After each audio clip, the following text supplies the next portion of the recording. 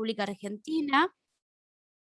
Se trata de un evento que busca obviamente la actualización profesional, que es pensado y realizado por y para jóvenes estudiantes y profesionales que se encuentran graduados y graduadas, vinculados y vinculadas a la carrera de comunicación a lo largo y ancho del país. Desde nuestro evento, nuestro objetivo es federalizar la profesión, generando espacios de encuentros que nos permitan brindar una visión sobre el mercado laboral y la profesión y poder inspirar a jóvenes en el desarrollo de las buenas prácticas profesionales. Bueno, si bien ya todos estamos ayornados de lo que es esta nueva virtualidad, nunca está de más recordar algunas normas de convivencia, como por ejemplo que el micrófono se encuentre apagado para poder disfrutar de una buena charla, para que no haya interrupciones. La cámara siempre va a quedar a todos a su criterio si la quieren tener prendida o no, y siempre recomendamos tener a mano lápiz y papel, o bueno, en este caso algún Word para poder tomar apuntes si algo les resulta interesante.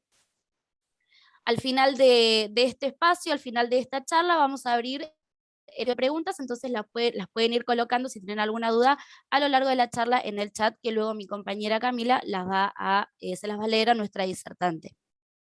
También los invitamos a compartir en las redes sociales todo lo que va pasando en nuestro evento con los hashtags encuentros federales, hashtag mirada inclusiva, hashtag visión de jóvenes, hashtag Piensa sin fronteras y hashtag consejo PR. Además, también nos encuentran en nuestras redes sociales como @jóvenesrrpp en Instagram, en Facebook como Comisión de Jóvenes y en Twitter como Consejo RRPP. A continuación, tenemos el agrado de tener en este Zoom a la nueva presidenta del Consejo de Comisión de Jóvenes, que asumió hace algunas semanas, Agustina Gaitán, que nos va a compartir unas palabras. Para que la conozcan un poco más, Agus es licenciada en Relaciones Públicas, actualmente estudia la carrera de Psicología, tiene 2 diplomados en Comunicación Interna y Marketing Digital, trabaja hace más de 7 años en comunicación y se desempeñó siempre en lo que es el ámbito corporativo. Hoy trabaja como analista de comunicación en Geopagos, una fintech que opera en LATAM. Entró al Consejo de Relaciones Públicas hace 7 años con el objetivo de realizar su práctica profesional y gracias a esta experiencia decidió formar parte de la Comisión de Jóvenes, en donde tuvo el agrado de ser líder de 2 secretarías y bueno, como dije anteriormente, actualmente es la presidenta de la Comisión de Jóvenes. Todo tuyo, Agus. Bueno, muchas gracias, Joaca. Bueno, buenas tardes a todos, a todas y a todes. Y cuando lo digo, admito que es la primera vez que utilizo el todes, pero creo que esta semana me puse a analizar un montón de cosas de mi vida que creo que fui desconstruyendo hace muchos años. A ver, esto del lenguaje inclusivo es algo que nos toca muy de cerca a todos los comunicadores, porque creo que tenemos que estar hoy en día capacitados y tenemos que estar atentos a cualquier necesidad y deseo de cualquier colectivo.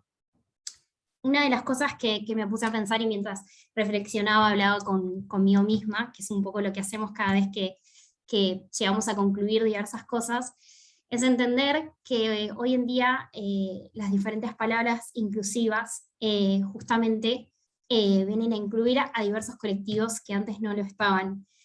Y me parece que en un futuro todo esto del lenguaje va a cambiar, pero que es muy reciente y es todo un proceso. Así como les comentaba antes, yo me considero feminista y me considero que estoy en reconstrucción continuamente. Y más allá de hablar un poco, ahora voy a contar algo totalmente personal, pero después voy a hacer referencia a todo lo que son los encuentros. Pero me parece que va a ser como un poco más humana la presentación. Como les decía antes, me considero una mujer feminista que se reconstruye continuamente y hace poco me pasó que una amiga compartió en sus redes sociales una foto en la cual se le veía su celulitis. Y puntualmente lo que me pasó a mí cuando vi la foto fue 2 cosas. Una fue decir, wow, qué bueno esto, y la otra fue impactarme. Y una de las cosas que le comentaba a una de mis amigas fue esto de qué bueno que hoy en día uno celebre esas cuestiones, que por ahí antes pasaba que nos costaba más, ¿no? Esto de que veíamos a alguien que estaba haciendo algo que por ahí, en lo que es las estructuras que venimos, eso no se celebraba. Pero por el otro lado, lo que me pasó fue que cuando vi la imagen, fue, wow, me impactó. Y me parece que es ahí cuando le decía a mi amiga de que eso tampoco está bueno, porque me parece que deberíamos empezar a naturalizar cosas. Bueno, puntualmente esto habla de una cuestión totalmente personal, pero es un poco lo que les decía como lo que me había pasado a mí como feminista. Y por otro lado, también quiero hablarles de este evento que hoy en día es el último día, pero es un evento que los chicos hace mucho tiempo vienen armando, y que cuando me llegó la propuesta, una de las cosas más lindas que pude detectar fueron dos conceptos. Por un lado, el de federalización, y por el otro, el de miradas inclusivas. Y me parece que estos dos conceptos, si bien son diferentes, también van de la mano, porque me parece que el consejo hoy en día era totalmente, hace mucho tiempo era de Buenos Aires, y se definía como que era porteño, y hace bastante tiempo que nosotros venimos a cortar con ese concepto, a entender que hay un montón de profesionales que están en un montón de provincias. Entonces una de las cosas que se propuso y se puso a la camiseta, federalización, es a entender que hay un montón de profesionales que están en diferentes lugares y lo único que nos separa es territorio. Y me parece que ahí empezamos como a incluirnos un poco más. Y por el otro lado, el concepto de inclusión, el concepto de entender que hay diferentes colectivos, y como comunicadores entender que no somos todos iguales. Me parece que en la primaria, por lo menos lo que yo viví en un momento, nos decían que éramos todos iguales. Yo considero que no somos todos iguales, todos tenemos diferentes necesidades y diferentes deseos, y me parece que a partir de entender esos conceptos es cuando empezamos a crear. Y esto es un poco lo que crearon los chicos, así que yo estoy muy orgullosa de todo el trabajo que hicieron estas semanas, y, y no tengo más nada para decir, porque me explota de felicidad todo lo que pudieron crear. Así que bueno, muchas gracias por todo este lindo encuentro. Muchísimas gracias, Agus, y desde acá, desde la comisión te deseamos que tengas un camino muy, pero muy lindo en este tiempo que te queda, que recién empieza, y que sin duda lo vamos a poder disfrutar un montón. Bueno, ahora yendo un poco a lo que nos atañe, tenemos el enorme agrado de recibir a Agustina Kups, con quien compartiremos una charla sobre la sensibilización de la cultura corporativa desde la perspectiva de género. Agus es magíster en Antropología Social por Flaxo, México, es licenciada de Relaciones Públicas e Institucionales por la Universidad KS de Mar del Plata, además posee una especialización de género y políticas públicas.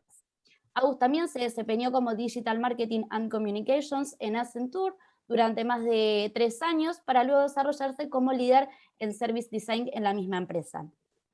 Cuenta con experiencia de más de 10 años trabajando en consultoría en gestión del cambio cultural organizacional en el ámbito privado para Argentina y España. Su experiencia además la llevó a fundar su propia consultora, que se llama Panóptico de Género, que tiene como objetivo acelerar la transformación cultural, tanto en individuos como en organizaciones, desde la perspectiva de género y diversidad. Agustina, desde su rol, se enfoca en diseñar iniciativas para impulsar el empoderamiento de mujeres, de personas racializadas, de individuos del colectivo LGBTIQ+, y personas con diversidad funcional, para acelerar la inclusión y la diversidad en el ámbito privado. Muchas gracias, Agus, por sumarte a esta propuesta y poder estar acá con nosotros. El mando es todo tuyo. Bueno, gracias, Joaquín, y gracias, chiques. Quiero sumarme a algo que dijo mi tocaya, Agus, con respecto a la deconstrucción, ¿no? Que es algo que yo que también soy feminista y que encima me dedico a esto, es un tema recurrente entre amigos y familia, esto que se vienen como a atajar antemano antes de preguntarme algo, diciéndome, bueno, pero mirá que me estoy deconstruyendo, ¿no? Como si yo estuviese deconstruida. Y la realidad es que nadie está deconstruido del todo. La deconstrucción, como yo digo, es un camino sin llegada final. Para quienes tenemos la suerte de poder reflexionar sobre estas cuestiones, sabremos muy bien que, bueno, justamente reflexionar es un ejercicio, ¿no? Esto de estar todo el tiempo cuestionando nuestros privilegios, nuestros lugares, las diferencias y demás, es un privilegio y me parece que es un sano ejercicio que requiere también de incomodidad, ¿no? Para replantearnos ciertas cosas, pero que es un ejercicio sobre todo muy importante para quienes decidimos optar por este tipo de carreras humanísticas como relaciones públicas o antropología y demás, y bueno, quienes queremos emprender la comunicación. Y me encanta saber que el lenguaje inclusivo de a poquito vaya ganando terreno también en el ámbito corporativo, que es un poquito a veces donde más reticencias hay. Y en función a eso quería contarles una anécdota cortita y ya arrancamos con la presentación, que es que actualmente estoy trabajando en un manual de uso y una capacitación en lenguaje inclusivo para una empresa de cosmética de las más importantes a nivel LATAM, con lo cual créanme que en las empresas también ya lo están hablando. Así que para quienes dicen que el lenguaje inclusivo es muy de nicho y somos unos locos delirantes que no nos adaptamos a las reglas, hay un poco de eso, pero el lenguaje está vivo, por suerte, y dentro de las compañías también está empezando a hablarse. Así que creo que esa es una buena noticia, ¿no? Ahora sí, si quieren, arrancamos con la presentación.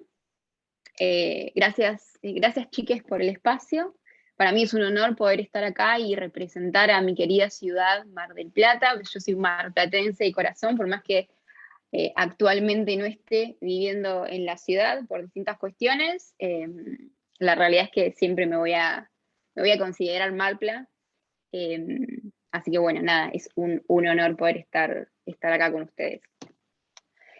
Vengo a hablar de sensibilización de la cultura corporativa desde la perspectiva de género, y agradezco que se haya generado este espacio para hablar de esto, un poco porque hoy en día la diversidad y la inclusión son temas que están en agenda, ¿sí? Lo podemos leer en los medios de comunicación, lo podemos encontrar en las redes sociales, son temas que circulan también en distintos discursos. Y quienes trabajamos en empresas o asesorando empresas, también vemos que cada vez más las marcas quieren sumarse a la ola de la diversidad, ¿sí? Y de la equidad de género. Y como yo digo siempre, esto es un avance. Pensemos que de la brecha de género y de la diversidad, hasta hace no mucho tiempo era un tema muy de nicho, ¿sí? Era algo, de hecho, de lo que en el ámbito laboral casi que no había que hablar, era como una mala palabra hablar de esto. Y hoy en día, por suerte, y gracias a un trabajo también muy importante, esto hay que decirlo, de los movimientos feministas y de las disidencias, por suerte hoy es un tema prioritario que de hecho es parte de casi cualquier congreso de negocios. Hay algún apartado o alguna charla por lo menos que trate estos temas, mismo desde la Organización Internacional del Trabajo. La OIT hoy trabaja muchísimo lo que es brecha de género y diversidad, con lo cual esto ya nos da como un pequeño panorama de cómo está el contexto para venir a trabajar estos temas, ¿no? Ya no nos encontramos con que somos unos aventureros quienes proponemos esto, sino que ya las empresas cada vez más lo van tomando como algo más natural. El problema, creo yo, y esto es un poquito de lo que quiero que reflexionemos hoy, es de la forma en la que se suele encarar ese, entre comillas, interés, ¿no? De las marcas de sumarse a esta ola de la diversidad. Y acá es donde, creo yo, a grosso modo, y de manera muy superficial, ¿no? Porque también tenemos un tiempo muy acotado, es que vale preguntarnos qué tan genuino, o mejor dicho, qué tan profundo es este interés realmente, ¿no? Desde las organizaciones. Porque muchas veces este interés de las empresas de querer ser diversas queda solo en el brief, ¿sí? Queda solo en el brief que le pasamos a la agencia de publicidad o solo en el brief que le pasamos al propio departamento interno de comunicación. Pero puertas adentro, en realidad, la empresa no es ni diversa ni equitativa, ¿no? Y por eso es que les traigo esta, para los que estudiamos relaciones públicas, tan conocida frase de Peter Drucker, que es que la cultura se come a la estrategia en el desayuno, ¿no? Y yo la quiero complementar con otra frase que vendría a ser algo así como que la cultura en realidad se come a la comunicación en la merienda también, ¿no? ¿Y por qué digo esto? Porque básicamente, como bien sabemos los relacionistas públicos y todos los que nos dedicamos a la comunicación, es una pésima idea, o podríamos decir incluso la madre de las malas ideas, comunicar lo que no somos, ¿sí? Siempre sale a la luz. Sabemos que es la peor de las ideas, porque o nuestro público interno nos pasa factura hoy en día, gracias a las redes sociales, se han visto un montón de casos de empresas que salen a comunicar algo y son los propios empleados los que denuncian de que eso puertas adentro después no pasa, ¿sí? O porque tarde o temprano vamos a meter la pata y algún tipo de incongruencia con eso que queremos mostrar, vamos a terminar sacando a la afuera, ¿sí? Y por eso quiero pasar al siguiente slide, porque les traje un ejemplo de España. Yo trabajo mucho con Iberoamérica y les traigo este en realidad porque es el más reciente, ¿sí? Pasó hace apenas unos poquitos días. En la foto que van a ver a la izquierda, que hay dos personas, el de la izquierda, el del extremo de la izquierda, que está con los anteojos, para los quienes no le conocen, es Alex Gibaya, que es un influencer español, que es conocido por varias frases. Él da los super consejitos del día y bueno, es conocido también hay una expresión muy típica en España que dice no esconder la pluma, ¿no? Esto de mostrarte orgulloso y amanerado sin ningún problema. Bueno, Alex Gibaya es un influencer que no esconde la pluma, ¿no? Y de hecho tiene ciertas frases o muletillas que son como muy conocidas y es muy querido también dentro de la comunidad, ¿no? Porque de hecho fue uno de los primeros en mostrarse de esta manera en España, que recordemos que hace poco más de un mes un chico fue asesinado de manera brutal al grito de maricón, ¿sí? Entonces no nos olvidemos que, de nuevo, el contexto del que estamos hablando, ¿no? Entonces, bueno, Alex es un influencer muy conocido en España. Y en esta publicidad, que de hecho es una de las cosas que hoy también le critican, cómo se prestó para esta publicidad, pero no podemos meternos tampoco, porque tiene que ver con cuestiones personales, ¿no? Él sabrá por qué. Lo que vamos a criticar es lo que hizo la marca en este caso. Pero en esta publicidad, Gibaya está acompañado por otro hombre en un chiringuito en la playa, ¿no? Entonces él pide un sexy zumo de naranja, que de nuevo es como una de sus frases, acompañada de vitamina A, B, C, etc. Y bueno, hablando de besitos, abracitos, plumas, todas frases que son muletillas de él y para quienes le conocen como es bastante familiar. Y el camarero que lo atiende lo mira con una cara bastante de pocos amigos, ¿no? Y le da un sneaker y le dice, anda, ahora mejor, como si lo que venía atrás, ¿no? Era entreviendo que mostrar la pluma es lo peor, ¿no? Pero bueno, le dice, anda, ahora mejor. Y bueno, cuando él se come ese sneaker, contesta mejor y pasa de ser Alex Gibaya, que es el que estaba a la izquierda, a ser el de la derecha, vestido con la misma ropa, pero ya vemos un hombre mucho más masculino, con una voz mucho más gruesa y cambiando totalmente la forma, ¿no? Dejando entrever que el chocolate, en realidad la golosina en este caso, convierte a una persona con pluma, con rasgos que no son ni hegemónicos, ni masculinos, ni considerados normales, ¿no? Pasa a ser una persona normal, pasa a estar bien, pasa a estar mejor, como dice el camarero, de hecho. Bueno, esta publicidad la pueden encontrar todavía en Twitter, porque si bien la marca la levantó, siempre todo lo que subimos a internet queda, alguien lo hace quedar y varios usuarios lo mantienen activo todavía. Pero esta publicidad, a las pocas horas de ser subida, que esto pasó ahora el 5 de agosto, o sea, pasó hace muy pocos días, tuvo que ser bajada de todas las plataformas. ¿Sí? Por la cantidad de repercusiones negativas que tuvo y de las miles de personas en todo el mundo que salió a manifestarse en contra de esta publicidad. Pero lo más curioso, y por eso también traigo este ejemplo, porque ejemplos de estos hay miles en realidad, ¿no? Pero traigo este puntualmente porque un mes antes de que saliera este comercial a la luz, La marca había cambiado su logo, como vemos ahí arriba también en el slide de Sneaker, había cambiado su logo con la bandera de la comunidad LGBTIQ+, ¿sí? Esto fue durante el mes de junio, que es el mes del orgullo, y muchas marcas cambian, que de esto también vamos a hablar después, ¿no? ¿Qué pasa con esto? Muchas marcas están adoptando cada vez más esto de cambiar sus logos con los colores de la bandera. Bueno, Sneakers fue una de las marcas que se sumó a esto.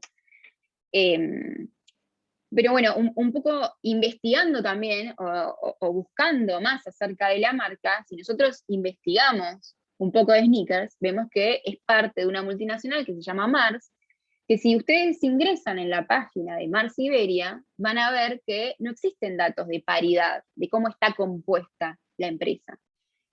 Ni siquiera los mencionan, y mucho menos mencionan tampoco acciones que tengan que ver con la diversidad. Es decir, ¿qué hace esta empresa puntualmente por la diversidad? ¿No? No trabaja con la comunidad, no tiene información, si contrata personas de la comunidad también dentro de sus empleados. Lo único que sabemos es que cambia el logo de la marca y saca una publicidad que probablemente tuvo que invertir millones, ¿no? Para que vea la luz, y a las pocas horas la tiene que bajar. ¿Y por qué pasa esto? Esto es lo que quiero que también un poco reflexionemos, si bien la dinámica de la charla no me permite tener un feedback en el momento con ustedes, van a tener una oportunidad después de comentar lo que quieran, de preguntar o de participar más al final de la charla, pero quiero que reflexionemos sobre esto. ¿Por qué pasa esto?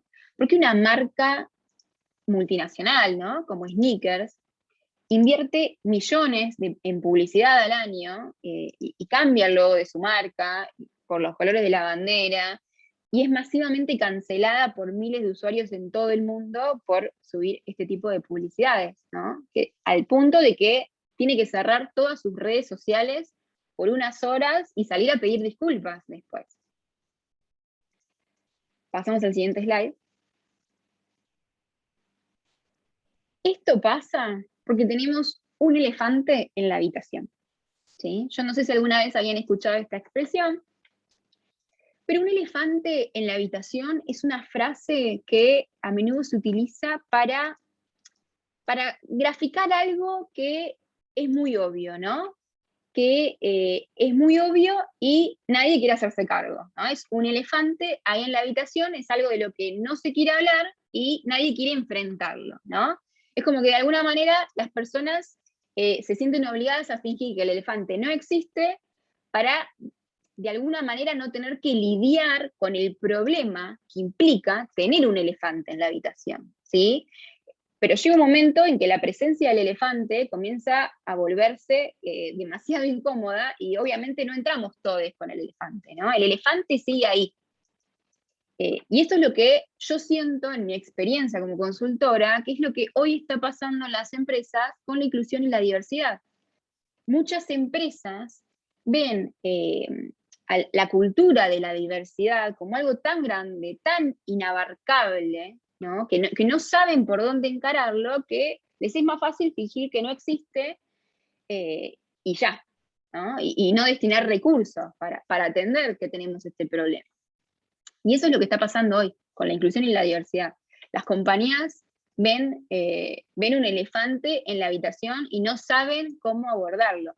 Por eso es que es tan importante también que surja algún valiente, que por lo general suele surgir en las áreas de personas, en las áreas de comunicación, un valiente que exponga que tenemos un elefante, ¿sí? ¿Qué vamos a hacer con esto? Antes de que sean los usuarios los que nos terminen cancelando en las redes sociales, como pasó en el caso de Sneakers, ¿sí? Porque lo que sucede es que si tenemos un elefante en la habitación, no atendemos el problema, pero queremos seguir fingiendo que no pasa nada, y queremos seguir en la ola, ¿no? Porque nuestra competencia hace cosas y demás, bueno, probablemente nos pase lo que le pasó a Sneaker, como les pasó a tantas otras marcas que después voy a dar otros ejemplos, que nos terminan cancelando, ¿sí? Hoy la cultura de la diversidad y de la inclusión es un elefante en demasiadas organizaciones, ¿sí? ¿Y por qué? Por esto que mencionábamos anteriormente de la frase de Peter Drucker, ¿sí? La cultura puede ser una palanca estratégica del negocio o puede ser el mayor obstáculo que tengamos también. esto que mencionaba antes, ¿no? La cultura se come la estrategia en el desayuno, porque por más que planteemos la mejor estrategia, por más que sensibilicemos a las personas y las capacitemos y hagamos eventos para el Día de la Mujer y cambiemos el logo para el mes del orgullo, si no atendemos la cultura, no atendemos lo que pasa, y ahora vamos a estar viendo un poco, para no dejarlo tan en abstracto, ¿a qué nos referimos cuando hablamos de cultura? ¿Cuáles son estas cosas que tenemos que atender?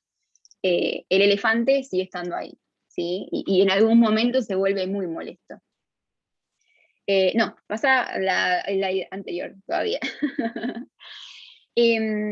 Pero bueno, quiero que un poco reflexionemos en esto, ¿no? ¿Cómo puede ser que, porque de hecho es algo que me suelen preguntar, pero nadie dijo nada, o sea, la agencia con la que trabajaron esta publicidad, ¿a nadie se le ocurrió que era tremendo lo que estaban haciendo, ¿no?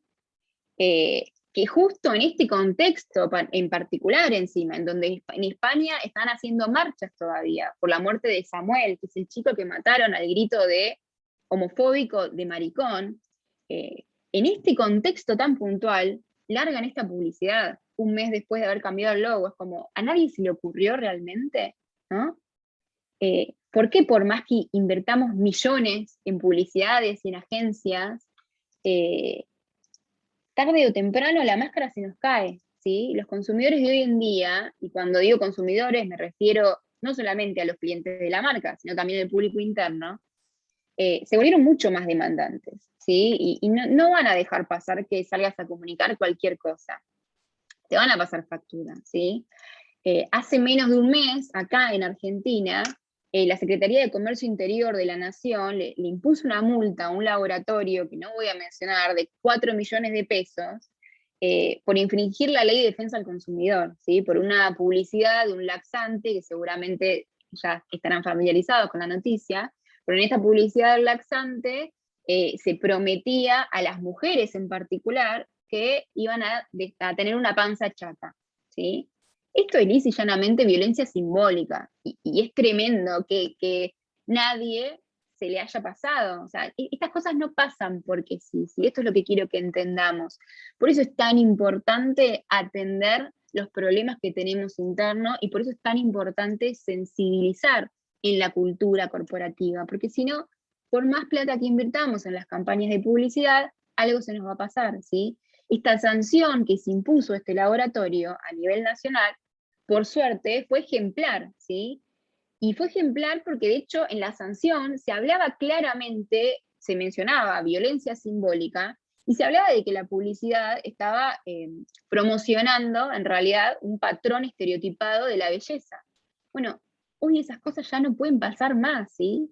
Y aún más a nivel local, ¿sí? En Argentina estamos muy avanzada con respecto a otros países, sobre todo con respecto a España, con muchas leyes, ¿sí? La ley de identidad de género nuestra es muy avanzada con respecto a otros países, y actualmente tenemos una ley de talles, incluso si se ponen a leer cómo está configurada la ley de tallas, habla de estereotipos, ¿sí? Habla de estereotipos de género, habla de estereotipos de belleza. Entonces, hoy más que nunca tenemos que atender todas esas cuestiones, ¿sí? Pero bueno, un poco retomando esto que traía de que la cultura de la diversidad hoy es el elefante en la habitación de miles de compañías en todo el mundo, es que necesitamos de manera urgente comenzar a diseñar culturas más humanas, ¿sí? Culturas más diversas, culturas más amigables, y que promuevan de alguna manera el bienestar de las personas, tanto dentro de las compañías como para la afuera, ¿sí? La pandemia que pasamos, que todavía estamos pasando, creo que dejó esto evidenciado también más que nunca. Pero bueno, este es un desafío enorme, y por supuesto que no se agota en esta conversación. Me parece que es un tema que está buenísimo que ustedes mismos puedan después seguir indagando, porque después, como vamos a ver más adelante, también es algo bastante reciente, pero que creo que tiene un potencial enorme. Y es un desafío también enorme que a las organizaciones les cuesta encarar, como esto del elefante, ¿no? Por eso traía un poco esto para graficarlo. Pero bueno, ahora sí, si quieren pasamos al siguiente slide. ¿De qué está hecha la cultura, no? Y no es que acá les voy a traer una receta, obviamente, porque si les trajera 10 ingredientes básicos de qué está hecha la cultura, una cultura diversa, les estaría mintiendo, ¿no? O más que mintiendo, les estaría faltando el respeto, porque la realidad es que, como bien saben, que son colegas de relaciones públicas, la cultura organizacional es bastante compleja, pero bueno, un poco para simplificarlo y poder abordarlo y entender cómo podemos trabajar los distintos aspectos, además de traerles un ejemplo práctico que vamos a ver ahora, quería hablar puntualmente de, a mi entender y en mi experiencia, 4 aspectos básicos para trabajar y entender un poco cómo se compone la cultura en una organización, ¿sí? En mi experiencia, a grandes rasgos, toda transformación cultural profunda y sostenible, primero requiere un abordaje sistémico, ¿no? En estas 4 dimensiones, por lo menos que yo traje, que son personas, estructuras, procesos y liderazgos, pero además requiere de muchísima paciencia y muchísimo amor, ¿no? Y esto es importante decirlo, porque si una empresa piensa que gestionar un proceso de cambio cultural organizacional es algo que va a poder hacer en un año o en unos pocos meses, bueno, ya tenemos que setear la expectativa de que no, ¿no? Son procesos bastante más largos, como mencionaba anteriormente, y tiene que ver con esto de construirnos. Imagínense que si como individuo cuesta desnormalizar muchas cuestiones que traemos con nosotros mismos, por contexto, aprendizaje y demás, imagínense en una organización, ¿no? Y también es verdad que cuanto más grande es esa empresa, más cuesta trabajar en estos aspectos de la cultura. Pero bueno, a grandes rasgos yo vengo a hablar de como estas 4 dimensiones y por qué es importante entender el peso que lleva cada una de estas dimensiones para que no quede en realizar, que esto lo estoy viendo mucho también con algunas consultoras o algunos consultores, esto de realizar iniciativas aisladas, pero en realidad sin un marco integral de transformación, que se volvió una práctica habitual y de hecho puede llegar a hasta jugar en contra, ¿sí? Porque cuando los empleados se terminan habituando a que hagamos charlas de concientización y sensibilización y demás para determinadas fechas especiales, pero después nada cambia en la organización, termina generando más frustración y termina generando también que los colaboradores piensen, bueno, ¿para qué invertimos tanta plata en esto cuando podríamos estar invirtiéndolo en otra cosa, ¿no? Estas también son cosas que se dan dentro de las organizaciones. Por eso es importante trabajarlos de manera sinérgica, ¿sí? Por un lado, está la dimensión de las personas, ¿sí? Que esto obviamente es muy importante, las personas y los equipos conformados por personas. Por eso la capacitación y las actividades de sensibilización siempre son muy importantes. De nuevo, son importantes, no son suficientes para mover al elefante de la habitación, ¿sí? Esto hay que aclararlo. Podemos hacer un montón de eventos para el Día de la Mujer dentro de la compañía, ir a la Marcha del Orgullo, etcétera, pero no es suficiente para mover a este elefante, ¿sí? Igual ahora después esto lo vamos a bajar un poco más a tierra con un ejemplo que les traje. Pero a grandes rasgos quiero que entiendan estas 4 dimensiones, ¿sí? Por otro lado, lo que tiene que ver con la estructura de la compañía, la estructura también modela el comportamiento de las personas dentro de las organizaciones. Por eso es que si no estamos dispuestos dentro de quienes tomen la decisión, ¿no? Finalmente de encarar un proceso de transformación cultural, si no están dispuestos a tocar elementos estructurales de la compañía, bueno, difícilmente vaya a haber un cambio real, ¿sí? En la cultura, o los cambios van a ser muy limitados y aislados. Acá en la estructura cabe preguntarnos, ¿no? Y esto es fácil, de nuevo, cuando surge un caso así como el que yo traje, o el del laboratorio, publicidades fallidas, no sé si se acuerdan, pero hace un par de meses, el año pasado en realidad, un banco también sacó un seguro, sacó una publicidad promocionando seguro del hogar, seguro de roturas, un par de cosas más, apalancado en la violencia de género, ¿sí? Fue tremenda. Yo realmente cuando lo vi no entendí quién lo había hecho, pero bueno, ellos se escudaban en que habían trabajado con una organización que velaba por los derechos de la mujer y en contra de la violencia de género y demás. La organización salió a defenderse y a decir que no habían tenido nada que ver con la publicidad, que de hecho habían recibido solamente una vez una donación por parte del banco, con lo cual fue un desastre. Pero bueno, si uno investigaba un poco el banco, se iba a dar cuenta de que la paridad de género no existía, brillaba por su ausencia. La mesa comitiva de varones, que eran las que tomaban, o sea, de líderes que tomaban las decisiones, eran prácticamente todos varones, con lo cual ya nos tiraba, ¿no? Ahí una línea como para entender que, bueno, la publicidad no cayó del cielo, en realidad.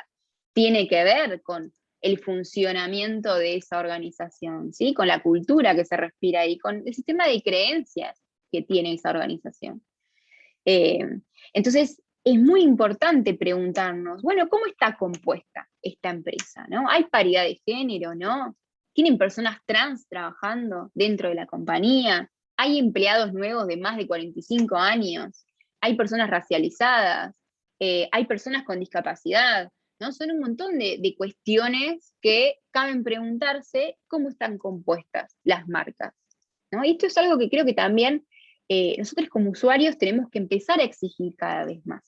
Porque si queremos diversidad en una empresa en donde el 60% son varones y el 40% restantes son todas mujeres blancas, universitarias, de clase media, no estamos teniendo diversidad, ¿sí? Por mucho que invirtamos, tenemos que medir esas cosas también, ¿no? El conformar equipos diversos, si bien, de nuevo, no nos garantiza tener perspectiva de género, que haya paridad, y esto lo menciono siempre, y de hecho se ve después muchas veces en los debates en el Congreso, no nos garantiza perspectiva de género, sí es un gran paso, ¿sí? Sí es un avance. Por eso es que la estructura es muy importante. Otra dimensión igual de importante, esto no es cronológico, ¿sí? No es que sea más importante una que la otra, en realidad los voy mencionando casi aleatoriamente, ¿sí? Pero entender los estilos de liderazgo también, ¿no? Esto es, les diría casi que el primer paso. Yo cuando tengo el primer contacto con una empresa para comenzar a trabajar estas cuestiones, casi que lo primero que pregunto es qué tan alineados están los liderazgos con querer transformar la cultura, ¿no? Con embarcarse en estos procesos. Porque si la línea directiva no está de acuerdo, estamos en problemas, y estamos en graves problemas, ¿sí? Porque los líderes son los mayores transmisores de la cultura de una organización, ¿sí? Los primeros.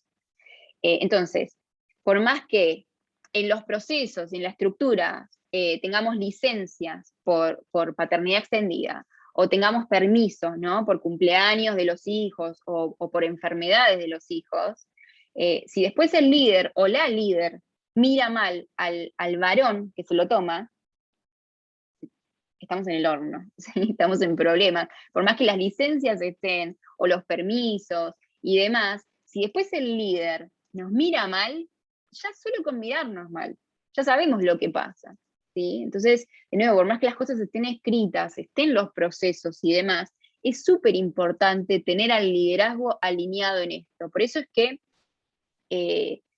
cuando me preguntan si funcionan los programas de sponsors de la diversidad, ¿no? Esto es algo que se está viendo también mucho en las compañías.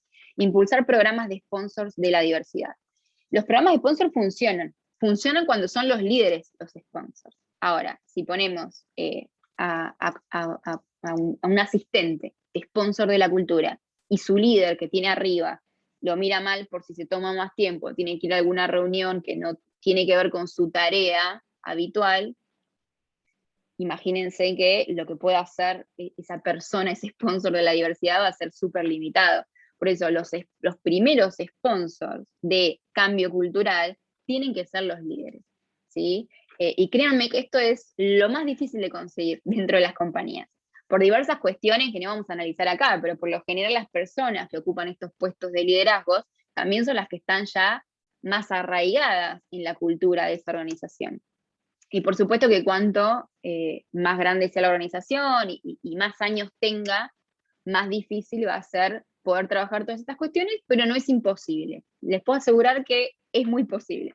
incluso con perfiles que ni se imaginarían que pueden querer siquiera emprender este camino de deconstrucción, y termina sucediendo, ¿sí? Pero por eso es muy importante atender a los estilos de liderazgo, ¿sí?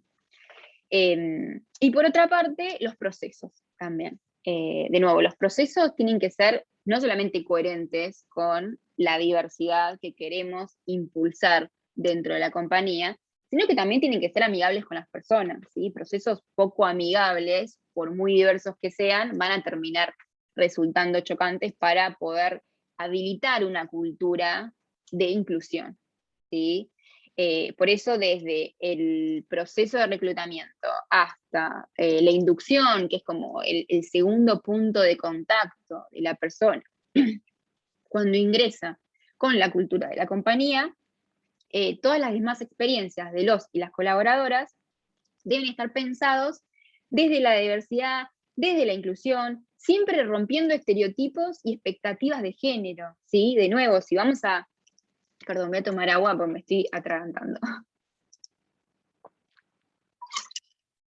Si vamos a pensar en beneficios para las madres, bueno, ¿cómo hacemos para no encasillar, ¿no? A que sea un beneficio realmente para equiparar, ¿no? Para igualar esas oportunidades, que no se conviertan en una traba para las mujeres. Pero ¿cómo hacemos para que no genere tampoco o no alimente una expectativa de género, ¿no? Esto siempre tenemos que pensarlo.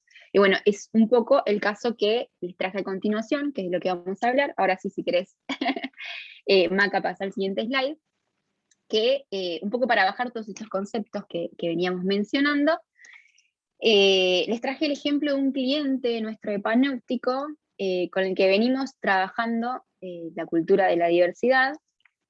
Bueno, Accenture es una empresa que ya venía trabajando en diversidad. Y bueno, a partir del año 2014 que lanzamos lanzamos la Comisión de Diversidad e Inclusión internamente, que en Accenture entendieron rápidamente, ¿no? Que había que encarar a este elefante con un abordaje sistémico, ¿no? Y no de manera aislada. Entonces, bueno, desde que lanzamos este comité de diversidad dentro de la compañía y trabajamos con la cultura de la organización, el foco en diversidad siempre estuvo pensado desde 4 pilares. Esto es lo que funcionó dentro de este ejemplo en particular. Hay otras empresas que lo manejan con otros focos y es igual de válido. Lo importante acá siempre es entender cómo esta mirada interseccional, ¿no? Para entender la diversidad. Cuando hablamos de diversidad y perspectiva de género, no estamos hablando solamente de achicar la brecha de género, ¿no? Hay un montón de otras cuestiones que tienen que estar incluidas en esto. Entonces, en el caso puntual de Accenture, que es el que les vengo a hablar, trabajamos con el Comité de Diversidad en 4 ejes particulares, que son, por un lado, mujeres y equidad, achicar la brecha de género, por otro lado, comunidad LGBTIQ+, y aliados a la comunidad, el programa Sin Barreras, que ya venía funcionando desde antes, que es un programa, es el programa para personas con discapacidad dentro de la compañía, y por otro lado, el eje de diversidad cultural, porque Accenture en Argentina es una empresa que tiene más de 10.000 empleados y más del 10% de sus empleados tienen diversos orígenes étnicos y culturales, ¿sí? Entonces, siempre se entendió atender como estos 4 pilares. En el camino, y justamente por trabajarlo de manera sistémica, es que fueron surgiendo otros, ¿sí? Y así es que también nos dimos cuenta de que era súper importante, por ejemplo, trabajar con la comunidad más 45, ¿sí? Y que atravesaba un montón de otras cuestiones que tienen que ver con esto que les digo, de tener siempre la perspectiva interseccional, ¿sí? ¿Por qué? Porque cuando lanzamos el programa de capacitación, en ese momento en programación, a personas más 45, que además lo pensamos también teniendo en cuenta el género, ¿no? Porque la mayoría de las personas que se presentaron en esta capacitación, que después también tenía un objetivo de contratación posterior, eran mujeres. Y eran mujeres que en muchos casos o habían abandonado sus carreras universitarias por distintas cuestiones, o se habían dedicado a sus hijos y habían tenido que abandonar sus trabajos. Entonces había un periodo de tiempo en el cual no tenían experiencia laboral activa, sí tenían experiencia trabajando, porque recordemos que las tareas de cuidado es trabajo, ¿sí? Es trabajo no remunerado, pero es trabajo, y debería contar para los electores de personal como experiencia válida, porque de hecho se aprende un montón, ¿no? Pero bueno, eso es una cuestión aparte, no pasa en la mayoría de los casos. Entonces estas mujeres que tenían como estos periodos largos de no haber participado del mercado laboral activamente, se encontraban con muchísimos problemas a la hora de querer reinsertarse en el mercado laboral. Con lo cual acá nos encontramos con algo espectacular, porque además de estar atendiendo a el compromiso de Gender Gap, de tener una brecha 50-50 para el 2025, que fue otro de los objetivos que nos planteamos, estábamos incorporando una población súper vulnerada, y vulnerada culturalmente por el exterior, ¿sí? Porque en otras empresas se encontraban con un montón de trabas para poder ingresar. Entonces, acá no solamente se les dio capacitación en cuestiones que efectivamente la empresa necesitaba, como eran programadores y personas que tuvieran conocimientos de SAP y de Java, entonces se las estaba capacitando y al mismo tiempo después tenían la posibilidad de ser contratadas dentro de la compañía.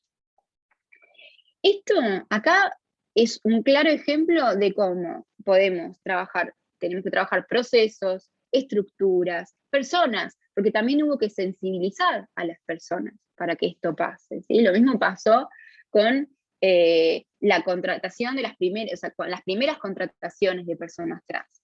Hubo que capacitar a los equipos donde iban a ingresar esas personas. Lo mismo pasó con el programa Sin Barreras, ¿sí? En el caso de las personas trans, que hoy en día son varias las personas trans que trabajan dentro de Accenter, muchas no es que fueron contratadas ya habiendo hecho su cambio de género, sino que muchas de esas personas también dentro de la compañía decidieron emprender su cambio de género dentro de la empresa, y la empresa los acompañó desde el primer momento. Y esto también requirió de capacitación de las personas dentro de recursos humanos, de articulación también con la obra social, con la prepaga, con los equipos de trabajo en donde estaban esas personas, ¿no? Con la gente de tecnología, para poder hacer todos esos cambios de manera rápida y que la persona no se sienta discriminada y no se sienta incómoda con su nueva identidad. Bueno, todas estas cuestiones que muchas veces parecen inabarcables o ni siquiera se nos ocurren a quienes tenemos el privilegio de ser cisgénero en esta sociedad. Créanme que para una persona que tiene que hacer su transición identitaria, puede llegar a ser, no digo de vida o muerte, pero puede llegar a ser un factor de salud física y mental muy importante. Entonces, acá estamos hablando no solamente de ser políticamente más correctos, ¿no? Estamos hablando de que impactan la vida de las personas. Y esto es lo que tenemos que tener muy en claro también. Porque cuando trabajamos todas estas cuestiones culturales, en definitiva, estamos hablando de las personas, porque quienes transmiten las culturas en las empresas y quienes la propagan son las personas. Y a quienes afectan los diversos sistemas de valores y de símbolos que circulan dentro de esa compañía, es a las personas. Por eso es importante trabajar en todos estos aspectos. Cuando lanzamos la licencia por maternidad extendida de 2 meses adicionales más al de ley, también se lanzó casi en paralelo la licencia por paternidad extendida. Y al mismo tiempo se lanzó la licencia por adopción, porque de nuevo tenemos que entender que si vamos a trabajar en los procesos y en las estructuras, no tenemos que replicar estas lógicas binarias, ni estereotipadas, de familia, de personas, de género y demás, ¿sí? Entonces, por ejemplo, cuando redactamos la licencia por adopción, hablábamos de cuidador primario y de cuidador secundario, no de mamá y papá, ¿sí? Y esto es súper importante entenderlo, porque de nuevo, hay familias de todo tipo, y me parece que son cuestiones que tenemos que atender. Y por eso, si vamos a trabajar en cambiar la cultura dentro de las organizaciones, tenemos que aprender por tener esta mirada nosotros mismos, ¿no? De manera interseccional, en pensar en las distintas intersecciones. Por otro lado, otra cuestión, ¿no?, que hablábamos antes de la estructura, que en la empresa hayamos llegado a un 52% de mujeres en puestos de liderazgo, también habla de que se está trabajando en la cultura, ¿no? Y en ese camino también créanme que tuvimos que frenar a toda una parte que quería salir a promocionar a las mujeres antes que a los varones, porque ese tampoco era el camino, ¿sí? No estamos hablando de beneficiar a un grupo en detrimento del otro. No, cada persona tiene que tener oportunidades, pero tenemos que igualar las oportunidades, ¿sí? Por eso es que encarar cada una de estas cuestiones que yo hoy traté de resumirlas en 2 líneas, créanme que fue muchísimo trabajo y eso es importante mencionarlo. No es que podemos hacer un copy-paste de lo que funcionó en una empresa y decir, ah, bueno, listo, yo quiero lo mismo que funcionó en Accenture, traerlo a mi empresa y replicarlo. ¿Por qué no? Porque les puedo asegurar que hay un montón de tuerquitas en los costados que va a haber que salir a ajustar y que no va a funcionar. Es como si yo quisiera implantarme un brazo más grande que el mío de otra persona porque quiero tener más músculos. Y no, mi cuerpo lo va a rechazar, ¿sí? Las organizaciones son sistemas vivos, tenemos que entender que tienen sus propios tiempos, sus propios procesos, y hay que atender a todas estas distintas dimensiones. En todo el camino recorrido, en cada uno de estos logros, por supuesto que hubo horas de capacitación con los equipos, con las personas, hubo charlas de coaching con el liderazgo, cada uno de estos proyectos tuvo un líder sponsor que salió a bancar cada uno de estos proyectos. Cuando otro líder dijo, esto no me parece, o se están yendo al pasto, que pasó, había otro líder bancando, entonces no es lo mismo, ¿no?, que lo banque un líder a que lo banque una consultora externa que viene y encima viene con el pañuelo verde y de dónde salió esta, ¿no? Entonces, todas estas cuestiones son importantes y hay que tenerlas presentes. No porque sea un elefante en la habitación es imposible moverlo, se puede, pero, de nuevo, entendiendo que cada una de estas dimensiones tiene su propio peso y hay que tener sobre todo esta mirada interseccional para entender estas diferencias, ¿sí? Si quieren pasamos al siguiente slide. Creo que había un par de preguntas ahí, pero las chicas las están anotando. Así que yo ahora no las voy a leer. Mercedes, por las dudas te aviso. Pero las chicas al final, Cami, las está anotando, así que ahora cuando terminemos, sí, abrimos tiempo a contestar todo, ¿sí? Mil gracias por participar del chat. Si quieren, sigan escribiendo ahí que después al final lo vamos a leer, ¿sí? Pero acá quería ir puntualmente al caso de Mar del Plata. Cuando en 2019 se abrió la oficina de Accenture en Mar del Plata, finalmente, ya venía trabajando hace años en la cultura de la organización. Entonces, a nadie le iba a sorprender que en la oficina de Mar del Plata hubiera un baño sin distinción de género, ¿sí? O hubiera lactarios, o quisieran participar de la marcha, ¿no? Es como, a nadie le iba a sorprender porque la gente ya que ingresó en esa oficina ya estaba contratada porque macheaba con esta cultura de la empresa, ¿sí? Porque ya el proceso de recruiting está pensado de esa manera. No te van a preguntar si querés tener hijos en una entrevista de recruiting, ¿sí? Porque eso no es importante para la compañía. Y de hecho, por suerte, cada vez más estas cuestiones también se están contagiando en los procesos de reclutamiento en las empresas. Pero bueno, no me quiero ir por las ramas y no quiero sacar tiempo a las preguntas, así que sí quería mencionar esto con respecto a cómo está hoy un poco la cuestión en Mar del Plata. Yo creo que en Mar del Plata hay un nicho muy importante ahí para trabajar. Si bien yo hoy no vivo en la ciudad, creo que la posibilidad de poder trabajar de manera remota nos abre un montón de posibilidades. Yo trabajo con España y trabajo desde acá, de Buenos Aires, con lo cual eso ya de por sí es una posibilidad que por suerte, ¿no? Podemos decir que algo bueno nos trajo la pandemia y el confinamiento, esta nueva normalidad también aplicada al trabajo.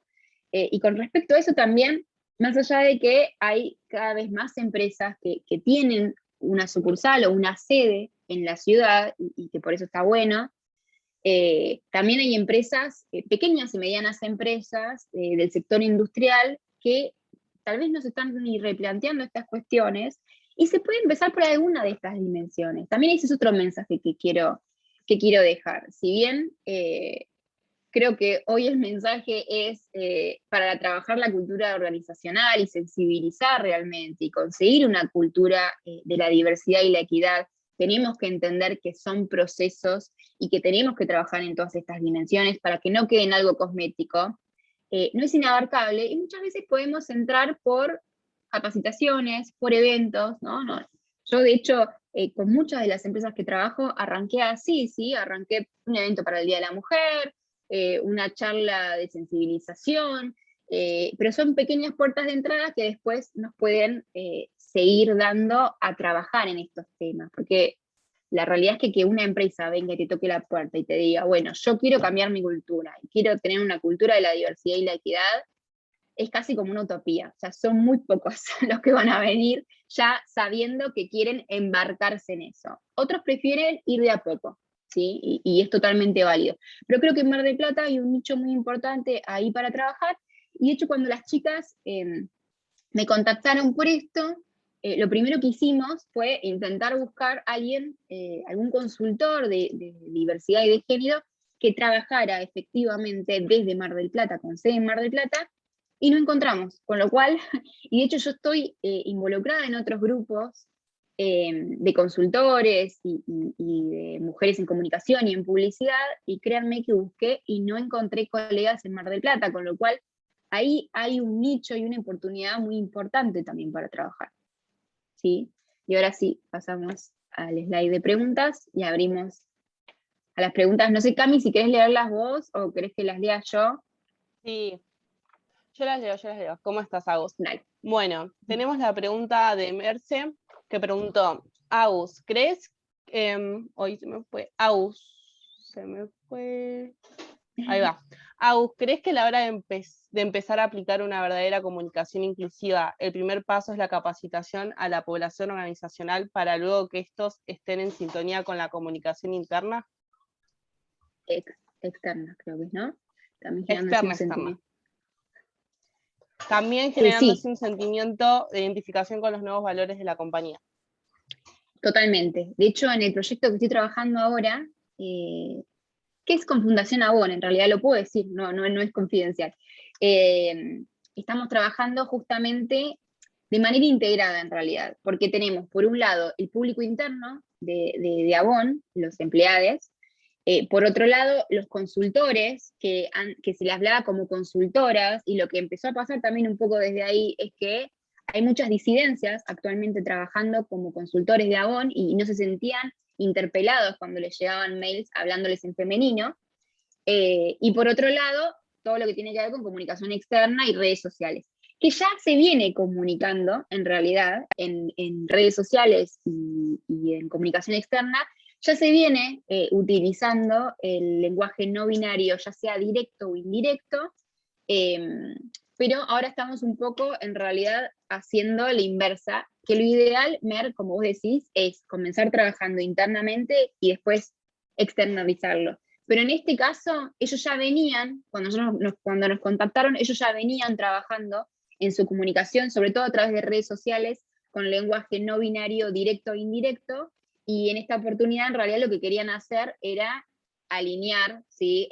La forma de comunicación, tanto para el afuera como con el adentro y con sus consultores, que en realidad también son un público ahí que tienen ellos cautivo, y súper importante para el funcionamiento y la estructura de la empresa.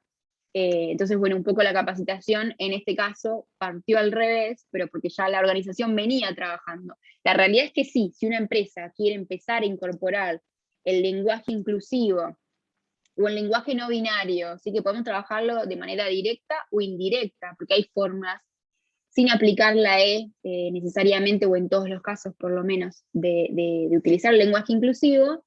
Lo ideal sí, es empezar a trabajarlo primero internamente con los colaboradores y después externamente. Para que no pase esto que les decía anteriormente de que nos llamen la atención después por redes sociales los empleados, ¿no? O qué pasó, de hecho, con Avon. Entonces, bueno, lo ideal sí es comenzar primero por el adentro y después llevarlo al afuera, pero bueno, muchas veces lo ideal no se da de la mano de lo real, y eso los consultores sabemos bastante, ¿no? Y los relacionistas públicos también. Claro, para que no haya una contradicción entre lo que dicen adentro y lo que dicen afuera. Perfecto. Tenemos otra, Daro pregunta, Agus, trabajo haciendo prensa y redes sociales para emprendedores del rubro estética.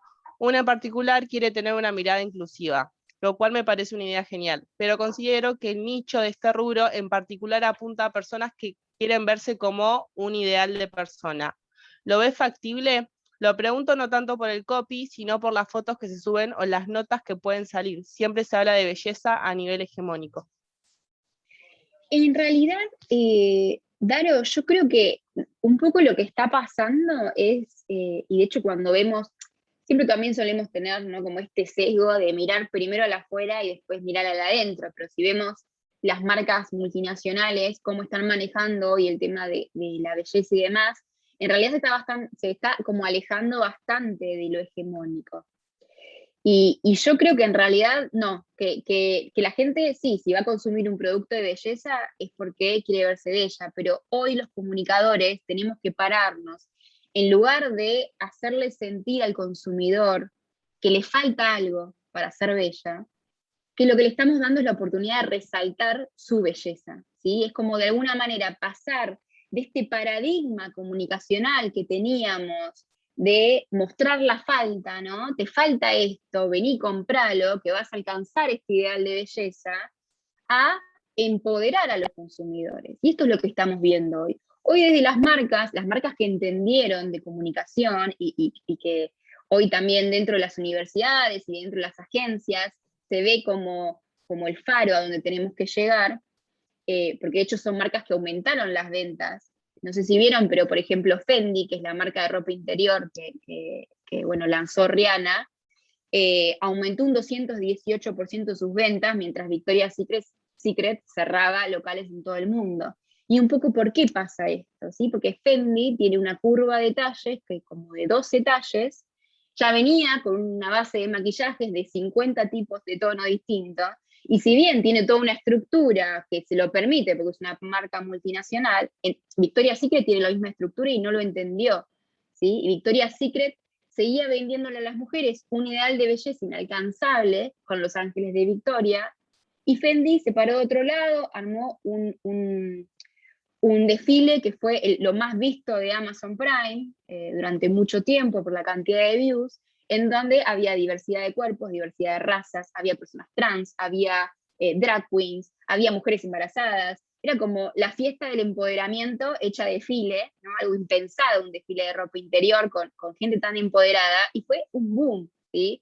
Porque hoy las consumidoras, y sobre todo las consumidoras Z y millennials, ya no quieren parecerse al ángel de Victoria's Secret, porque no van a invertir un montón de plata, porque saben que no van a llegar.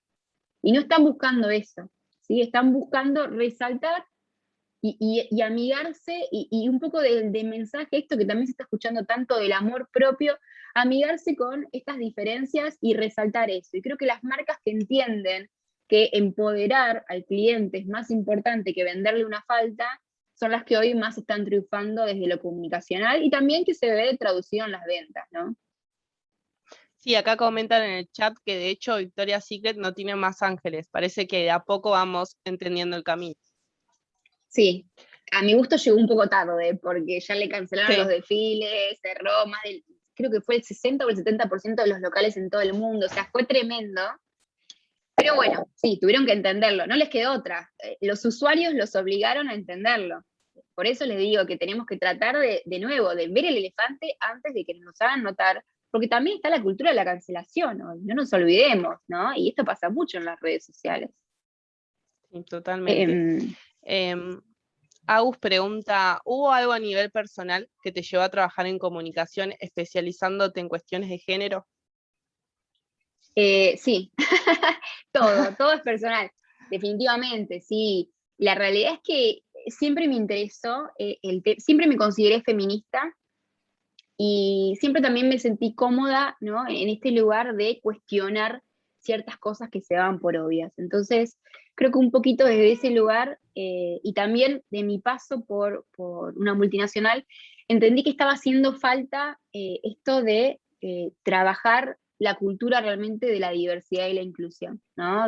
Estaba viendo que se estaba saliendo a comunicar mucho, pero que después puertas adentro se estaba trabajando poco al respecto. Y un poco también mi maestría en antropología me llevó por ese camino, ¿no? De entender, bueno, cómo trabajo la cultura y cómo llevo esto a las organizaciones. Así que sí, fue un poquito de todo eso, a nivel personal, re. Bien. Flor pregunta si consideras que a largo plazo va a ser necesario que las empresas sean inclusivas. Totalmente, sí, 100%. Y por varios factores. Uno de los factores que hoy más preocupa, sobre todo a ciertos sectores más industrializados, es el tema de la rotación de las personas. Ese es un tema que fácilmente, y está comprobado, ¿sí? por las estadísticas, que no tengo los números en la cabeza y no me gusta tirar datos falopa, pero bueno, están todos disponibles, de hecho en la página de Panóptico los tenemos, pero las empresas que tienen un ambiente laboral inclusivo y diverso, son consideradas por sus empleados empresas más amigables para trabajar y tienen muchísima menos rotación de personal, pero muchísimo menos. Eso por un lado. Por otro lado, el futuro del trabajo también y los procesos de inteligencia artificial y de robotización, ¿no? De ciertas funciones y de ciertos trabajos más mecanizados, hacen que todo lo que tiene que ver con las funciones humanas, que no se pueden reemplazar ni con inteligencia artificial, ni con máquinas, sean mucho más ricas y mucho más valiosas también, ¿sí? Para las empresas. Y generar equipos diversos vuelve a las compañías también más creativas, ¿sí? Más abiertas al cambio. También son estadísticas publicadas por la OIT, que también tienen la página de Panóptico, porque son todos temas súper interesantes para traer. Digo, la cuestión de género y diversidad e inclusión no es solamente una cuestión altruista, es una cuestión de negocio. Y hoy muchas empresas lo están entendiendo de esa manera. Y son las empresas que al final, creo yo, van a ser las que más van a prevalecer, ¿sí? Porque este sistema ya tan vetusto, ¿no? de administración de las empresas de manera tan estructurada, tan patriarcal, ¿no? Tan de el líder que baja y el resto que acota, ¿no? Y tan piramidal, ya no está funcionando. Por eso se habla cada vez más también de agilidad, de la cultura de la agilidad, ¿no? Y de estos procesos más iterativos, que en definitiva nos preparan más al cambio y a la innovación. Perfecto. Diana pregunta, ¿cómo podemos los jóvenes contribuir al cambio cultural en organizaciones más tradicionales y resistentes a estos cambios? Claro, lo que estabas hablando de las... Sí, justo. Mira, el primer paso, entendiendo que no podés sacar al elefante vos sola de la habitación. Ese es como el primer paso, porque te saca un peso a vos también de encima. Yo creo que cada uno desde su lugar obviamente contribuye a transformar la cultura o a replicarla también, ¿no? Pero la realidad es que nadie en una cultura, y mucho menos cuanto más grande y más estructurada es, puede por sí mismo sacar a este elefante de la habitación. Y muchas veces, la verdad, perdón, que no es que quiera ser fatalista ni nada, pero muchas veces es más fácil cambiar y esto es mi experiencia personal, ni siquiera como consultora, como empleada lo digo, muchas veces es mucho más fácil cambiar de lugar para trabajar que seguir luchando contra los molinos de viento, porque eso también me pasó un poco, ¿no? Y seguir luchando contra los molinos de viento y darte cuenta que desde tu lugar en realidad no puedes hacer tanto como te gustaría. Por eso es difícil la pregunta, en realidad. La realidad es que uno puede desde ese lugar, por ejemplo, no habilitar espacios de discriminación, ¿no? Uno de los espacios que más tenemos como acostumbrados son los chistes. Los chistes, las bromas, tienen una función pedagogizadora que es tremenda, ¿sí? A partir de los chistes y de las bromas, habilitamos formas de ser y de hacer, ¿sí? Entonces, si alguien, por más que sea amigo nuestro en el trabajo, se está riendo de una diversidad sexogenérica, o de una persona con discapacidad, o de un meme que en realidad es machista y demás, si nosotros nos reímos, en realidad estamos contribuyendo a replicar eso, ¿sí? Y créanme que dentro de las compañías, las bromas, los chistes, son como una de las formas pedagogizantes más peligrosas, porque de hecho, muchas veces también ni siquiera nos habilitan a poder enojarnos, ¿no? Es como, bueno, no se puede joder con nada al final, no se puede hacer un chiste, ¿no? Y tiene eso, y por eso es tan peligroso en realidad el chiste y la broma. Entonces, muchas veces prestando atención a estas cosas más del día a día, es como más contribuimos también con la cultura de la organización. Valen pregunta, ¿plantearías algún o algunos desafíos con respecto a la educación de los comunicadores? ¿A qué debería empezarse a prestar atención en los años de formación? 100%, Valen, 100. De hecho, me parece que eso es algo que hace falta un montón.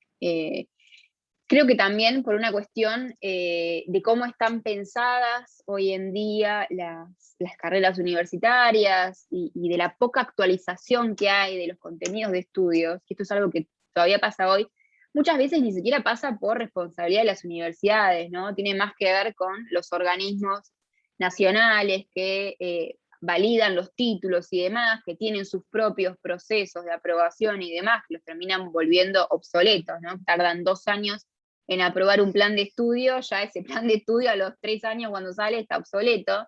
Entonces, bueno, todas estas cuestiones burocráticas atentan un poco contra esto.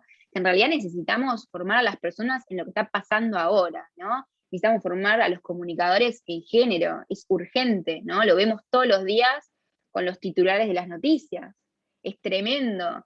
Y ni siquiera leyendo la noticia, ¿no? Imagínense, ya leyendo los titulares nos damos cuenta de la falta de perspectiva de género que hay en la comunicación, y por eso es que también yo formo parte de una comitiva de mujeres comunicadoras que estamos trabajando ahora de la mano del Ministerio de Género y Diversidades con respecto un poco a esto, en qué vamos a hacer, ¿no? con los comunicadores y con la perspectiva de género en la comunicación y en los medios de comunicación, que es algo que necesitamos urgente, porque los medios de comunicación y los comunicadores son formadores de subjetividad. Y desde ese punto necesitamos que las cosas cambien para poder cambiar la cultura, de nuevo, ¿no? No es que quiera, no es que quiera ser repetitiva con los temas, pero en realidad es eso. Necesitamos urgente perspectiva de género en la comunicación.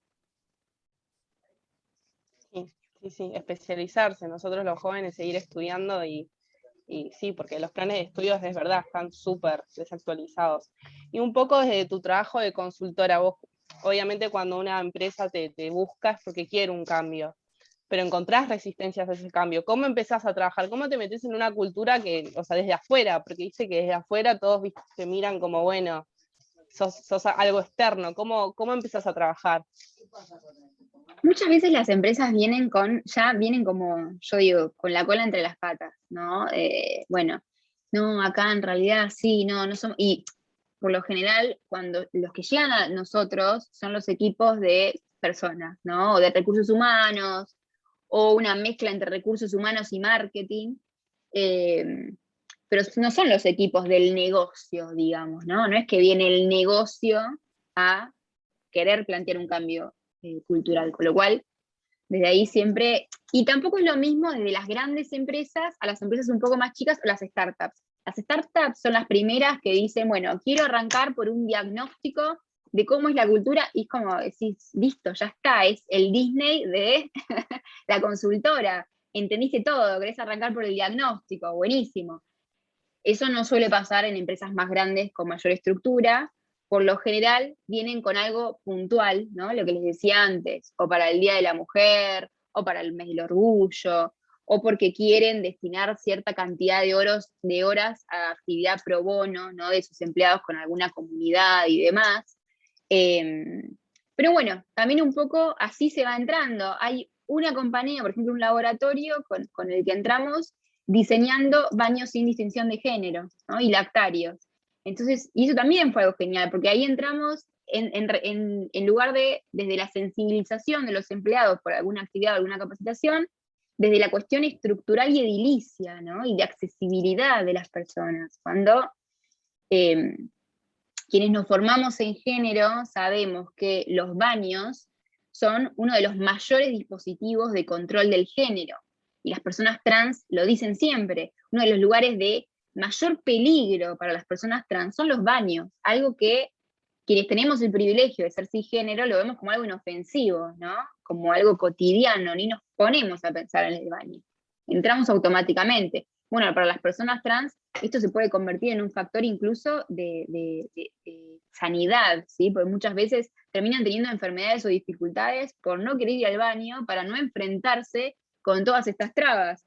Con lo cual, poder trabajar estas cuestiones, trabajar con los lactarios en las oficinas, hay empresas que no tienen lactarios y las mujeres vuelven de sus licencias por maternidad y tienen que sacarse la leche para mantener esa actividad en el baño. ¿Sí? El baño no es un lugar higiénico ni seguro para extraerse la leche. Entonces, esto es tremendo.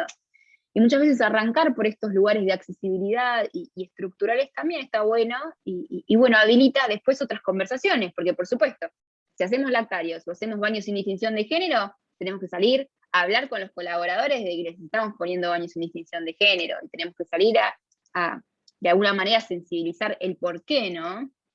También, otra cosa que no es buena es actuar de manera coercitiva con la gente, ¿no? Imponer cosas sin explicarles el por qué, sin darles el contexto, sin hacerlos partícipes también. Eso es otra cosa importante. Armar comités de participación con líderes, con gente de las distintas estructuras y que puedan participar de los procesos, porque en definitiva la transformación cultural es de todos, ¿sí? Entonces es importante hacerlos partícipes también desde el primer momento. Esta es otra cuestión importante a tener en cuenta, no plantear un día y bajarles, bueno, la cultura ahora es esta, ¿no? Y el que se ríe se queda sin postre. No es esa la idea. Hay que hacerlos participar también del proceso, porque lo que mencionaba anteriormente, los procesos tienen que ser ante todo amigables con las personas, ¿sí? No podemos olvidarnos de eso. Sí, totalmente, también buscando que se comprometan, el cambio va a ser verdadero. Y bueno, ya cerrando un poco una de las preguntas primordiales que queremos hacer, ¿qué nos recomendás a nosotros, les jóvenes, sobre todo esto de perspectiva de género y todo lo que nos contaste? Yo lo que les voy a recomendar, que en realidad no me gusta la palabra recomendación, ¿no? Porque creo que es como que te pone en un lugar de, no sé, si de superioridad o de qué, pero yo les voy a hablar de mi experiencia y lo que a mí me sirvió, ¿sí? Es algo que sigo aprendiendo todavía, ¿no? Porque uno muchas veces viene con un chip insertado en la cabeza. Cuando yo me fui de la empresa en la que trabajaba, mis papás me querían matar, y yo ya tenía 29 años, pero no lo entendían, para ellos tenía el trabajo del sueño de cualquiera, ¿no? Pero la realidad es que yo creo que las nuevas generaciones y los jóvenes tenemos que entender que muchas veces cuando el lugar no nos cierra, en lugar de buscar cambiarlo, ¿no? Pues muchas veces se puede, y otras veces en estructuras de nuevo tan grandes es mucho más difícil, es buscar otro lugar, ¿no? Y tratar de hacerlo también, de construirlo, porque muchas veces decimos, bueno, ¿y qué voy a hacer? ¿No? Y me enfrasco y me encierro en que puedo hacer esto, esto y esto, y esto lo veo mucho con las relaciones públicas, ¿no? ¿A qué me puedo dedicar? Y la realidad es que las oportunidades son infinitas, y creo que uno tiene que buscar realmente, y esto no intenta hacer un speech motivacional, ¿no? Pero creo que uno tiene que buscar realmente lo que le gusta y lo que cree que falta en el mundo, y cuál es el diferencial que uno puede dar desde su lugar, ¿no? Cada uno tiene sus propias pasiones y sus propios gustos, y quienes tenemos el privilegio, pues también entiendo que no estoy hablando con una comunidad del interior del país, de gente que no tuvo acceso a una universidad. Entiendo que estoy hablando con jóvenes universitarios que más o menos tienen la posibilidad de elegir y tenemos ese privilegio. Y tenemos que aprovecharlo también y entenderlo, ¿sí? Que tenemos ese privilegio, más o menos margen de poder elegir. Y creo que en ese camino hay que aprender a ser flexibles, aprender a escuchar, a leer qué es lo que está haciendo falta. Hoy en Argentina están haciendo falta tantas cosas, y sobre todo faltan ganas de hacer y ganas de crear, ¿no? Muchas veces creo que el camino no está siguiendo dentro de una compañía, que puede ser porque a mucha gente le gusta eso, pero creo que es un poco tratar de marcar la diferencia desde otro lado, y creo que habiendo estudiado comunicación y habiéndose interiorizado con estas cosas, uno está más permeable también, ¿no? A entender qué es lo que está haciendo falta. Así que mi consejo es ese, hagan lo que les gusta, métanse en redes sociales, muchas veces está en el lugar menos pensado, ¿no? Yo a través de Instagram también con Panóptico llegué a lugares que no me hubiese imaginado, ¿sí? A través de una red social que yo antes utilizaba como hobby, ¿sí? Entonces muchas veces, y creo que ese es un diferencial con nuestras generaciones, un hobby se puede convertir en tu fuente de ingreso para la vida. Y creo que ese es el diferencial que nosotros tenemos versus a nuestros padres, que les costaba más verlo, ¿no? Hoy un hobby, una actividad que nos guste mucho, puede convertirse en tu principal ingreso, ¿sí?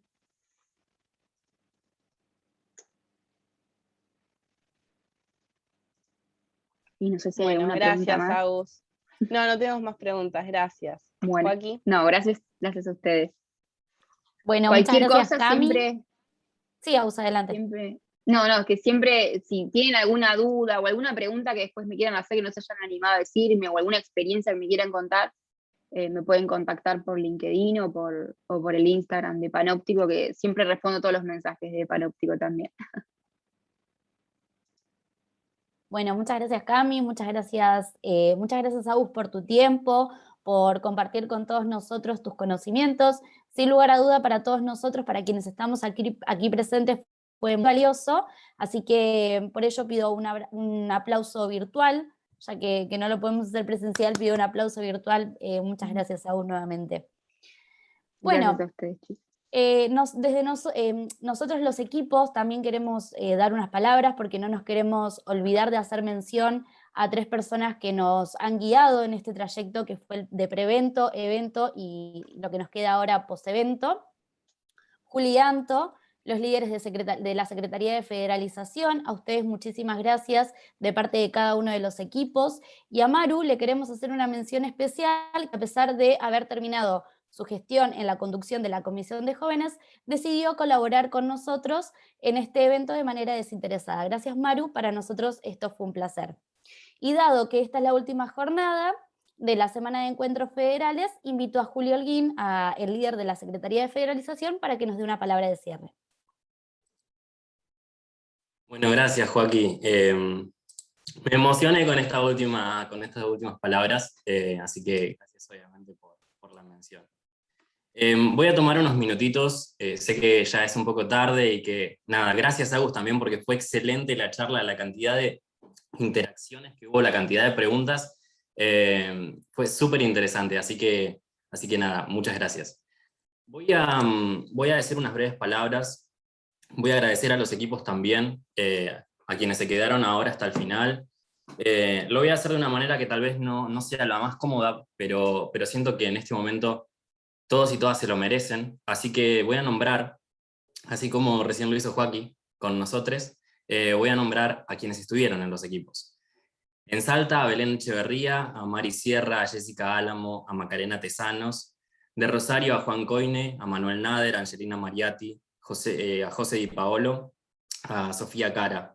De Mendoza, a Mechi Acosta, a Sofía Jaudet, a Fernanda del Barrio, a Sofía Lucero, a Gianfranco Manino, a María Luz Grau, Romina Falcón, y obviamente ahí también está nuestra Anto Herrera, mi compi ahora de liderazgo de la Secretaría. En Mar del Plata, a Joaquín Parra, a Cami Calderón, a Flor Los Calzo, Pau Belmonte, Macarena Lafalce y a Bian, que ahora se me fue el apellido, perdón. De Córdoba, a Lucre Huniken, a Noa Pacios, a Gabriela Valdés, y teníamos también a Antonella, si no me equivoco, que también estuvo participando. Gracias enormes a ustedes que se pusieron al hombro este equipo y este evento. Gracias obviamente a Anto, que tengo el enorme orgullo de compartir en este momento el liderazgo de esta secretaría con un desafío enorme por delante. Y gracias obviamente a Maru, una amiga del alma que me dio esta comisión y que también me dio todo su apoyo para llevar adelante este evento, así que gracias enormes. Habiendo nombrado a todos, quiero avanzar en este sentido porque durante las diferentes exposiciones que tuvimos en este evento, pudimos escuchar varias frases pero quiero rescatar dos en particular. Una de ellas es lo que no se nombra no existe, y la otra es con el lenguaje construimos realidades. Esto último lo dijo ayer Lucas Valdés en nuestra jornada de Córdoba. ¿Por qué destaco estas dos frases? En particular porque me permite abordar una idea que traigo hace tiempo y que trabajar en este evento con este gran equipo de federalización me ayudó a cuestionar aún más la frase, y una frase que me hace muchísimo ruido y que es el interior. Y que está bien que a todos, que la nombremos y que a veces se nos pase porque estamos completamente bombardeados por la cultura y por los medios de comunicación, y todo el tiempo estamos escuchando el interior. No sé si acá alguien de los 22 que quedamos comparte esta sensación difícil de poner en palabras cada vez que escuchamos a alguien referirse a un lugar o a varios lugares por fuera del AMBA con la frase el interior. Y últimamente me pasaba muchísimo hasta cuando yo mismo la utilizaba. Se preguntarán ahora qué conexión encuentro entre lo que no se nombra no existe y el interior. Y es precisamente eso, no nombrar. En la generalización que realizamos con esta frase, hacemos que dejen de existir un montón de particularidades que hacen a nuestro hermoso país, en toda su extensión. Dejan de existir tonadas, danzas, bailes, culturas, aromas, sabores. Dejan de existir recorridos de vida, paseos de bicicleta en calles de tierra de Santo Tomé. No se escuchan tonadas en las viñas en Luján de Cuyo, por ejemplo. No se vuela la ropa que está colgada debido al viento en Bahía Blanca. Son todas cuestiones que se van perdiendo al decir el interior. Y si tal vez suena exagerado, lo admito, es un poco exagerado, pero es para pensarlo un momento. ¿Cuántos de nosotros, nosotres, que no somos del AMBA, en algún momento obvió decir el nombre de su pueblo o de su ciudad natal en una conversación alguna vez y tiró, no, yo soy del interior? Y recién después de eso se atrevió a decir, soy de un pueblito de 5.000 habitantes. A mí me pasó una banda de veces, y hasta no hace mucho. Y no somos del interior. Somos de un lugar que tiene nombre, que tiene historia y que tiene cultura. En lo personal, soy de Huanguelén, un pueblo que no supera los 10.000 habitantes, en el sudeste de la provincia de Buenos Aires. Su nombre mapuche dicen que significa lucero del alba, que es la estrella que primero aparece al anochecer y la última que se va al amanecer. Un pueblo que escuchó los primeros acordes en la guitarra de uno de los íconos más importantes de la música folclórica, que es José Larralde. Este autor, en una de sus canciones, nombró a Huanguelén, una frase que dice que no se me manque el zurdo sin llegar a Huanguelén. Y cada vez que la escuchamos, a uno de los huanguelenenses se nos infla el pecho. Y qué linda es esa sensación. Entonces, nombrémoslo. Yo soy de Huanguelén, un pueblito poco conocido, pero soy de ahí. Durante esta semana no fuimos al interior. Fuimos Salta, fuimos Mendoza, fuimos Rosario, fuimos Córdoba y Mar del Plata. Todos lugares hermosos, con hermosos paisajes, hermosas personas y hermosas culturas, elementos todos que no hacen al interior, hacen a la Argentina, a esta gran Argentina, un gran país, en toda su extensión y complejidad. Así que, como durante todo este evento les hemos invitado a construir miradas inclusivas en las temáticas de género, diversidad e inclusión, bueno, ahora quiero aprovechar este momento para instarles a construir una nueva mirada de nuestro país. Una mirada inclusiva que nombre a todos y cada uno de nuestros lugares, para hacerlos existir, para nosotros y para quienes nos rodean. Y también, obviamente, para quienes son los responsables de darnos oportunidades, para hacer un país igualitario y equitativo, donde todos, todas y todes podamos disfrutar de las mismas experiencias y oportunidades que tienen aquellas personas que viven en el AMBA, para que algún día no tengamos que arrancar de atrás, dejar lejos a una familia, comenzar solo o sola en una gran ciudad, porque creemos que esa es la única manera de triunfar en lo que queremos hacer. Bueno, ojalá algún día eso no sea así. Y como estamos en un proceso de cambio en un montón de cuestiones, creo que esta también es una buena oportunidad. Acompañar en esta construcción de un país verdaderamente federal, desde nuestro lugar, que puede ser muy humilde, pero puede aportar una banda, y nosotros en este evento lo hicimos. Que sea federal, equitativo en sus oportunidades, y de corazón, si podemos evitar referirnos al lugar de pertenencia de un otro, Evitemos decir que es del interior. Nombremos su lugar, porque su lugar también es esa persona. Valoremos su cultura, valoremos su historia, nombrémonos en definitiva para existir. Espero de corazón, sinceramente, que hayan disfrutado este evento tanto como nosotros, nosotras y nosotres. Gracias por haber participado. Les esperamos, obviamente, en nuestra comisión, si así lo sienten, con ganas de trabajar. Y nada, para seguir trabajando en una profesión mejor y más federal cada día. Así que muchísimas gracias a todos. Muchas gracias, Juli, por tan lindas palabras. La realidad es que a mí me emocionaste porque yo tengo también una historia, si bien estoy en Mar del Plata o la costa, porque me crié en la costa atlántica, no tanto en Mar del Plata, yo soy de Roque Pérez, que es un pueblo que nadie conoce o muy pocas personas, que no llegan a los 10.000 habitantes tampoco, así que lo sentí también muy propio lo que dijiste, muchísimas gracias. Ahora sí, para finalizar voy a decir algunos anuncios parroquiales. Los y las quiero invitar a participar del Encuentro Nacional de Jóvenes de Relaciones Públicas, que se llevará a cabo el día 25 de septiembre. Estén atentos a todas nuestras redes para no perderse de la gran preventa que se va a lanzar el 8 de septiembre. Además, los y las invitamos a participar de la Maratón Solidaria y las Olimpiadas de Relaciones Públicas, que se llevará a cabo el próximo 2 de septiembre. Pronto estaremos publicando en nuestras redes sociales más información sobre las mismas, así que recomendamos que estén atentos. Están más que invitados a sumarse al Consejo y a nuestros equipos federales de Mar del Plata, Córdoba, Santa Fe, Misiones, Mendoza y Buenos Aires. Para ello nos pueden enviar CV a jóvenes@rrpp.org.ar. Ahora sí, hemos llegado al final de este evento que duró 5 días y que se ha transmitido desde diferentes lugares de la Argentina. Muchas gracias por su tiempo, esperamos que hayan disfrutado de los Encuentros Federales 2021 y ansiamos que nos sigan acompañando en cada una de nuestras actividades. Muchas gracias por ser parte.